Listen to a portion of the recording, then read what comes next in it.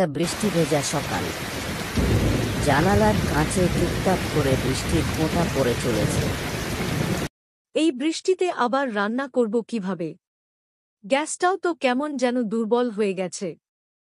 মা, স্কুলে যাইতে হইব না, বৃষ্টি হইলেই তো ভালো লাগে। তুই তো চাসই যেন রোজ বৃষ্টি হইতেই থাকুক। রিনা, ছাতা দাও তো, এ বৃষ্টিতে বাস ধরতেও কষ্ট হবে। এই বৃষ্টিতে না গেলে হয় না। আজকে ছুটি নাও। ছুটি নিলে তো আর চাল কেনার টাকা আসবে না।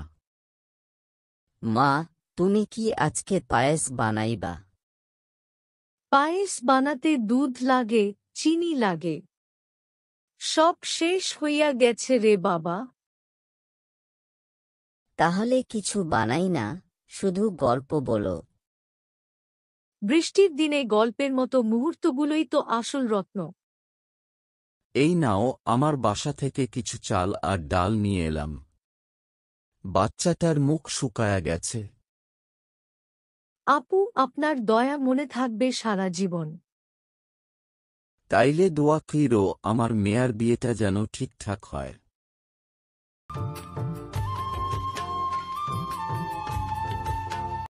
আপনার লিস্টের জিনিস দিতে পারি, কিন্তু বাকি চলবে না এবার।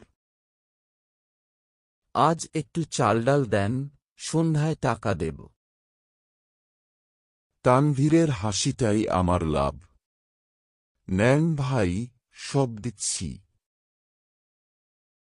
রাত্রিরে খাওয়া দাওয়া করতে বসলাম। আজ পায়েস বানানো হয়েছে তোর খালার দয়ায়। ইয়াহু, পায়েস!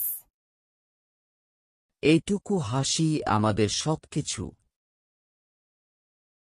বৃষ্টির দিনে অভাব যেমন আসে, তেমনি আসে ভালোবাসা, সাহায্য আর ঘরভরা হাসি। সংসার মানেই তো একসাথে কাটা আর একসাথে হেসে ওঠা। বৃষ্টির দিন কখনো শুধু কষ্টের না, ভালোবাসারও।